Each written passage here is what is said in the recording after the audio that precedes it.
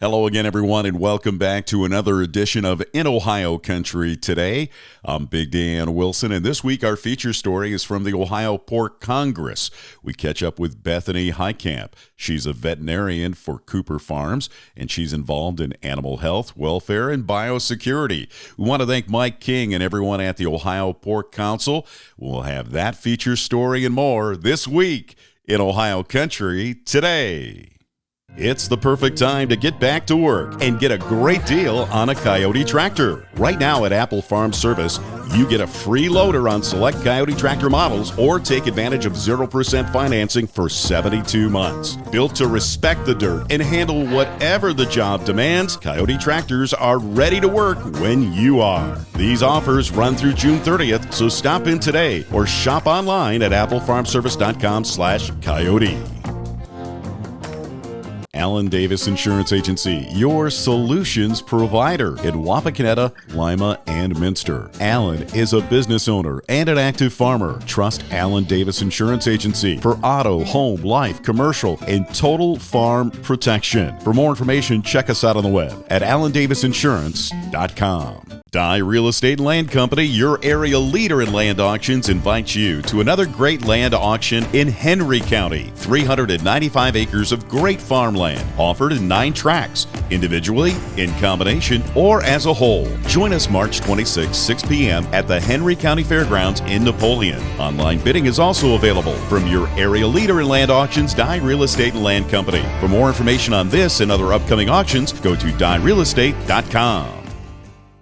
The SureTrack heavy-duty low-profile dump trailer is engineered for professionals who demand the highest level of strength, versatility, and efficiency. And Rodock Leasing Sales and Service is your place for your next SureTrack dump trailer. Available in multiple configurations, tailored to fit your specific needs, and built for heavy-duty tasks. This trailer delivers top-tier performance, helping you get the job done right every time. Call Rodock Leasing Sales and Service today, your source for SureTrack dump trailers. Learn more at rodock.com. Welcome back to In Ohio Country Today, and joining me now is Bethany Heitkamp, and Bethany is a veterinarian for Cooper Farms. Bethany, thanks for joining us. Not a problem. Thank you. More importantly, you're on the board with the Ohio Pork Council, and we're here at the 2026 Ohio Pork Congress. So before we get started, let's talk a little bit about your background growing up on the farm. Yeah, I grew up raising turkeys on our family farm and hogs as well. We milked cows for a short period of time and just grew up around agriculture a lot, did animals at the fair, and from there just wanted to make a career of it, went to Ohio State College of Veterinary Medicine. Wow, going to vet school had to be expensive, number one. But number two, it had to be a passion because growing up on the farm, being close to animals, I'm sure that really helped a lot in directing your career. Yes. Obviously still love cat and dogs and those small animals, but when it came down to really hitting my passions, it was helping those farmers, helping those farm families continue to be able to raise animals and do it in a sustainable way. You know, the thing that has changed the most, I think, on most farms when it comes to livestock is the veterinary care and the quality of the animals that are being produced today. So talk a little bit about that, some of the changes you've seen on the farm. Yeah, we are always raising animals that are growing better, are trying to keep them as healthy as possible. We expect a lot out of the performance of the animals that we have in our farm. So we're always working on maximizing their health, maximizing their welfare in order to produce quality food. Quality is the key point, especially when it comes to sustainability for most businesses. And you work for Cooper Farms, and there isn't anybody who does it better as far as a family business is concerned, right? Yes, they're an absolute joy to work with. Yeah. Yes. They've been raising turkeys and pigs and chickens for many years now and always working to produce a quality product.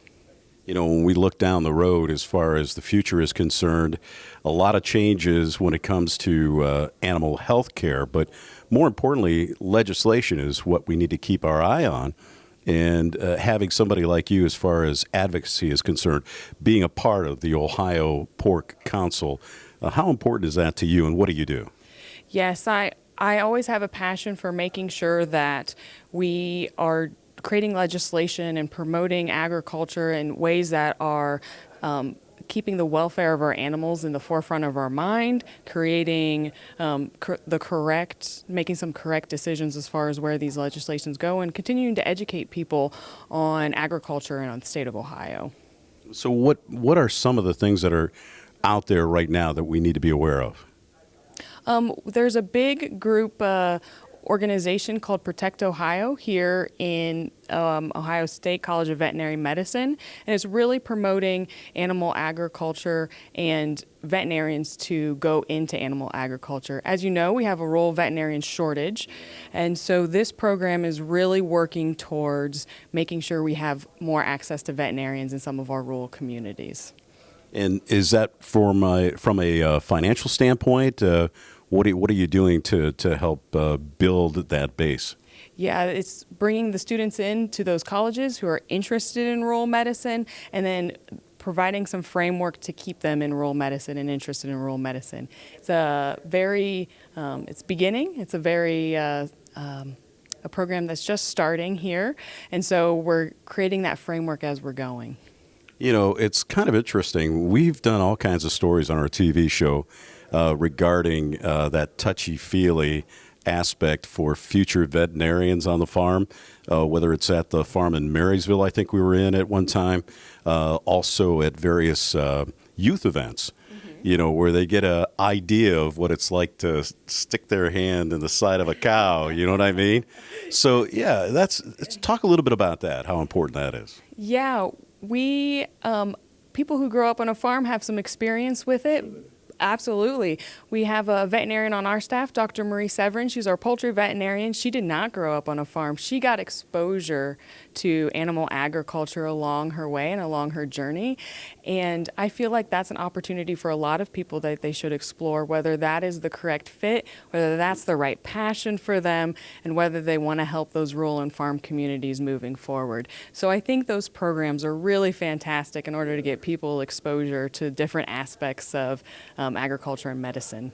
Yeah, no question about it. You know, we look down the road, and actually looking back, I can remember when Zoetis was just coming to the forefront, and different things to help as far as animal care is concerned. But we have to talk to our non-farmers out there about, you know, the fact that you know, raising cattle or raising certain animals that are hormone-free and all that stuff. Trying to find that balance to make sure that we're having a healthy product and at least we're serving something that the consumers will buy.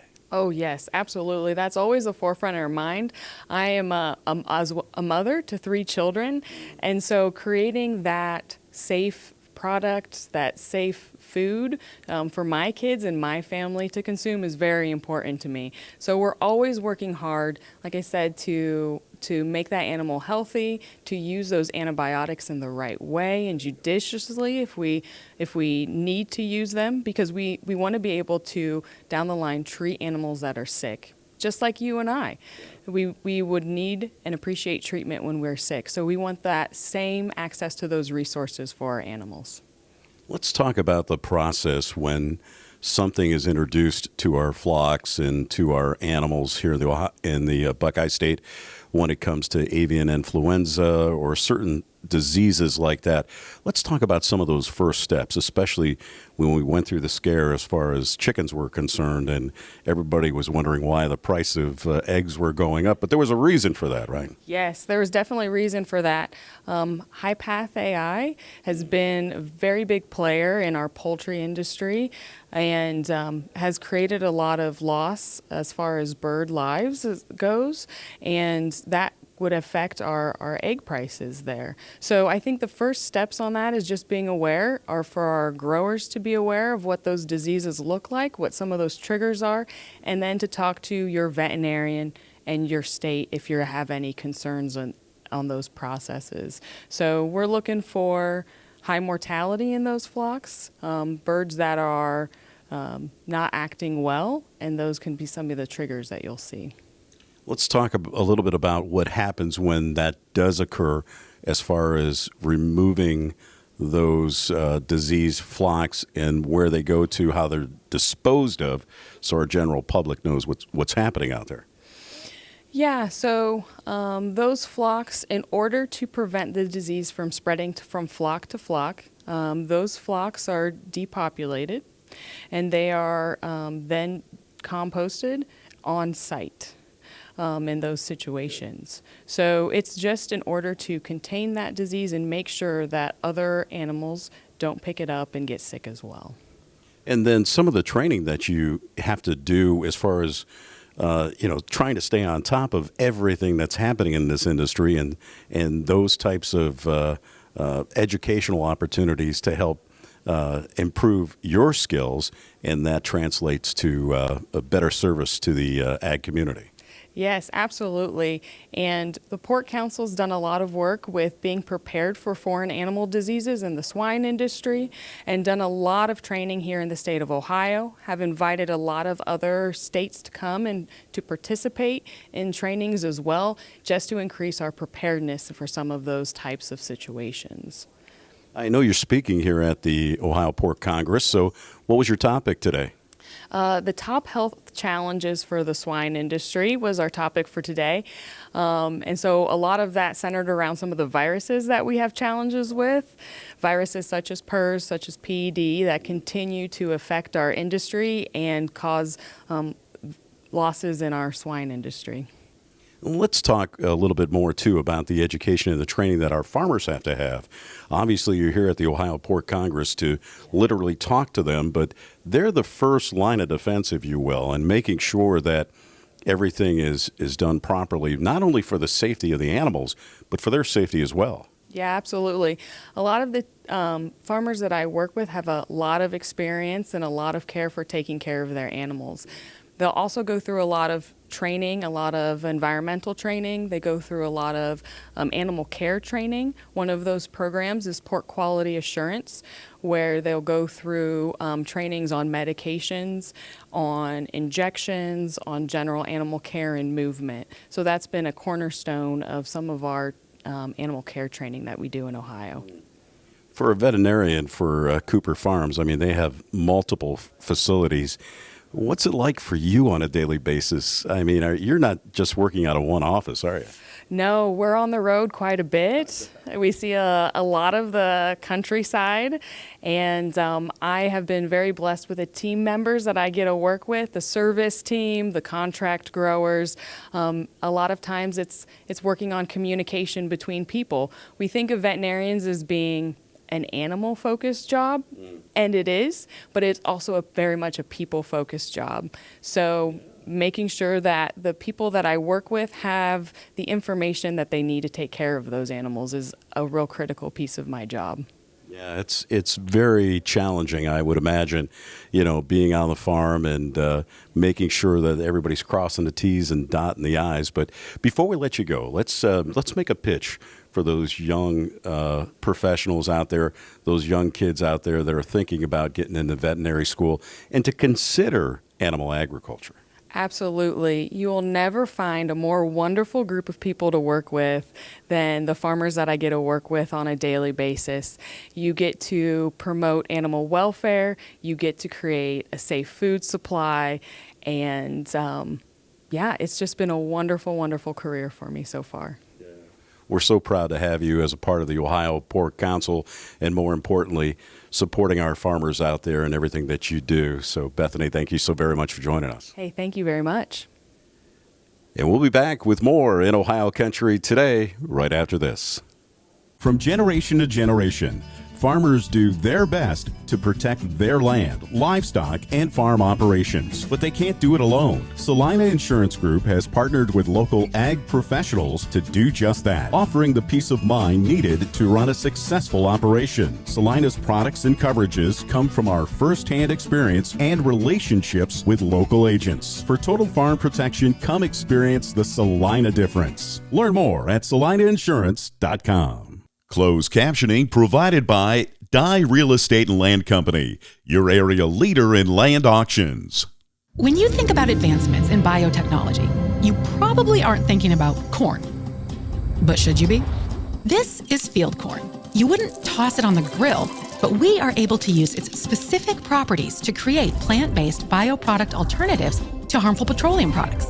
Simply put, we work with the planet to meet our needs rather than depleting it. Our sustainable process begins with farmers who use sun, soil, and seed to grow the corn. Once it's delivered, we mill the kernels, grinding them to a fine flour. That's then flooded with recycled water, enzymes, and yeast, releasing renewable CO2, which is captured for beverage carbonation, food processing, and dry ice. Soon, we'll channel unused CO2 back into the earth, keeping it out of the atmosphere. Meanwhile, our flour mixture turns into mash, which is distilled to separate liquids from solids. The liquids undergo a dehydration process, producing 200 proof alcohol, used for beverages, personal care and cleaning products, and clean-burning biofuel for cars, and eventually, airplanes. And lastly, the solids are separated into corn oil, used for renewable diesel and asphalt recycling, and highly nutritious animal feed. Ultimately, when we use bioproducts derived from the earth today, we are helping to create a brighter tomorrow. At Poet, we are committed to innovating cleaner, healthier, more efficient, renewable biofuels and bioproducts from our planet for our planet. Dye Real Estate and Land Company invites you to a 300-acre land auction in Paulding and Defiance County, offered in 9 tracts, individually, in combination, or as a whole. Join us April 6th, 6 p.m. at the Paulding County Fairgrounds.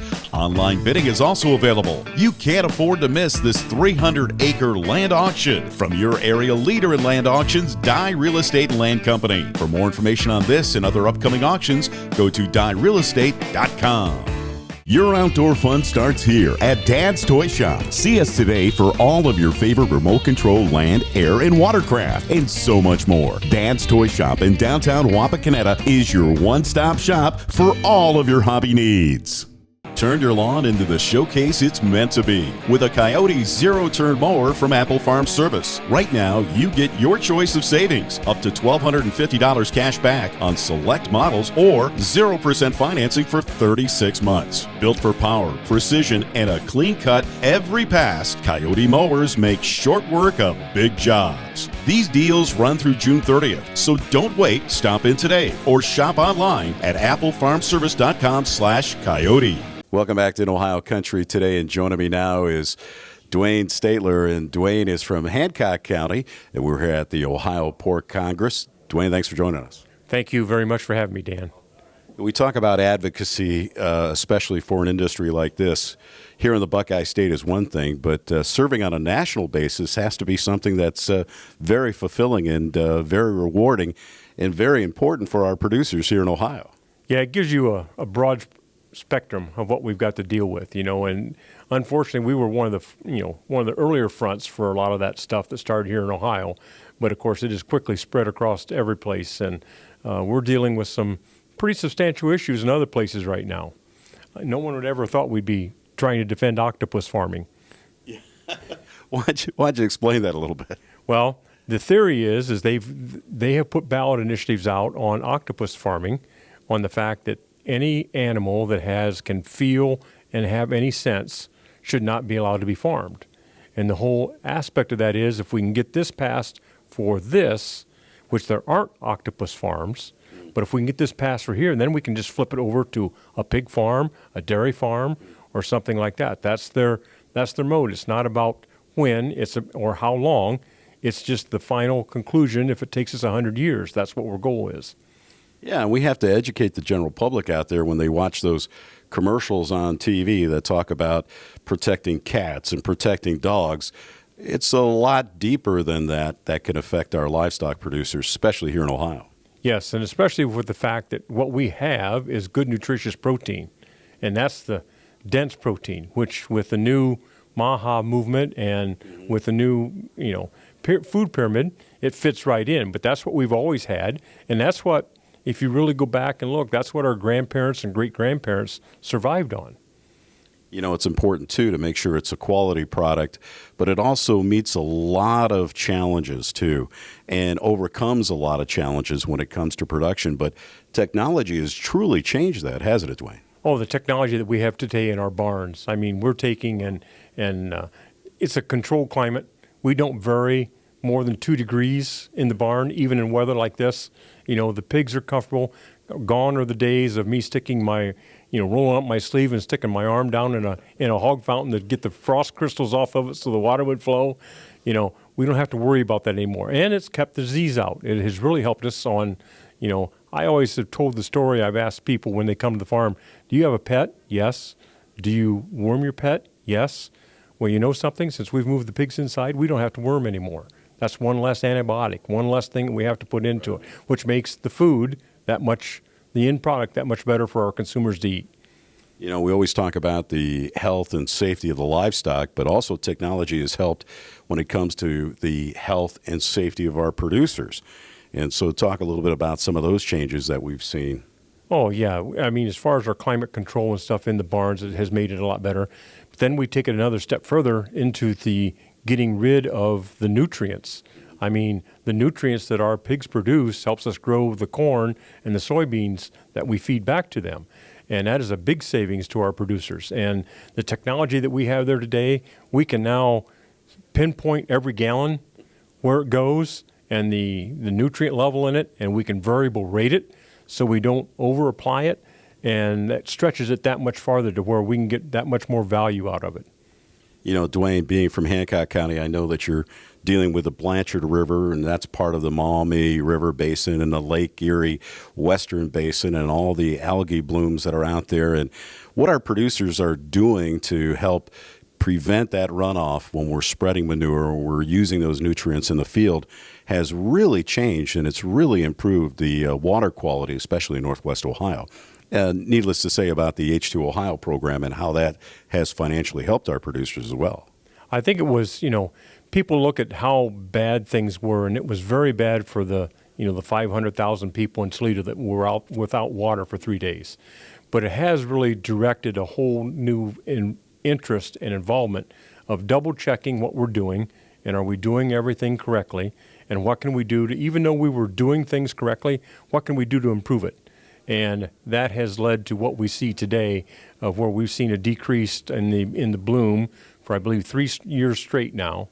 And we sort of thought it would come to that from our history, but we're on the right track, and I think it will be better for everybody. And it was such a challenge, too, because the history of Northwest Ohio and the Great Black Swamp and the topography has always been a challenge for farmers when it comes to runoff. Yes, it has. I mean, we got a heavy clay soil predominantly, and when it rains hard, it can turn that top of that clay soil just like a plate, and that water just runs off. And but with cover crops and everything else, we can change it, and we have on our farm. And nationally, too, making sure that your voice is heard not only in Columbus but in D.C. is a real important part of what we need from our producers to kind of step up and continue that communication and continue that advocacy for this industry. We have to remember that we're a very small percentage. Farmers are now less than 1%. And I have learned through my years and through everything we've been through with the demonstration farm and stuff on our own farm, is the fact I tell guys, we've all got a jump seat now. Invite your neighbor. Have him sit in there and go with you for a couple hours. Because when you tell your own story, and when you can tell people that this is what you do and the reason why you do it, that helps broaden that avenue to gives more awareness to people that have no idea what it is that we do. And we don't do a very good job of promoting ourselves. We're more into, this is what I have to do today so I can do this tomorrow. And that's what we're trying to do with our TV show, our podcast, our YouTube channel, our association with iHeartMedia doing 4 Ag Reports a day. We're making sure we're getting that message out, not only to news and information for our producers to use, but also for the general public to make them aware of what's happening, especially if they live in the country. Yeah, my grandpa taught me, long ago that you've got to protect this farm ground because your water is coming from that farm ground. We don't have a city water system. I mean, our well is coming from the ground that, we're applying, manure on, we're applying our fertilizer on. And so we have to make sure that we take care of that because that's what I drink, that's what my kids drink, my grandkids drink. So we've been conservatives, conservationists from the very beginning. Wow, that's right. That's right. I mean, I think when you look at some of the misinformation that's out there. The general public needs to know how good environmentalist farmers are, because if they don't take care of their property, it's not going to be there tomorrow. Yeah, if you do something wrong that you can't grow a crop on, and especially if it would do something that would make it prevent it for a couple years, that is disastrous for a farm. So, everybody's keenly aware of the circumstances if you don't apply something right, or that you don't make sure that you're doing your job correctly. And before we let you go, let's talk a little bit about that national organization and what your responsibilities were there, and how you're leaving your part as leader of that organization. Well, as leader of the organization, I've had an opportunity to travel and be in very high-level meetings, with the administration, both at the White House and on Capitol Hill. And even I had the opportunity to go to the World Trade Organization this year to promote our exports there. And it was something that I was a little bit leery of. I didn't know just how I'd be received, but I was received with open arms. And the establishments that we made there for the U.S. and trade, I thought was very well received, and it was a good thing for our producers. Well, it's a good thing for us here in the Buckeye State to have leaders like Duane, one of Hancock County's finest. We really appreciate your time, Duane. Thank you very much, Dan. And for more information, check them out on the web, or you can go to our website at inohiocountry.com, and we'll have a link to that as well. We'll be back with more In Ohio Country today right after this. Rodock Leasing Sales and Service is your place for Wilson livestock trailers. Wilson builds reliable, lightweight, and corrosion-resistant aluminum livestock trailers. Wilson is known for their attention to animal and operator safety, as well as the best in biosecurity. Wilson delivers your best value and your lowest cost of operation.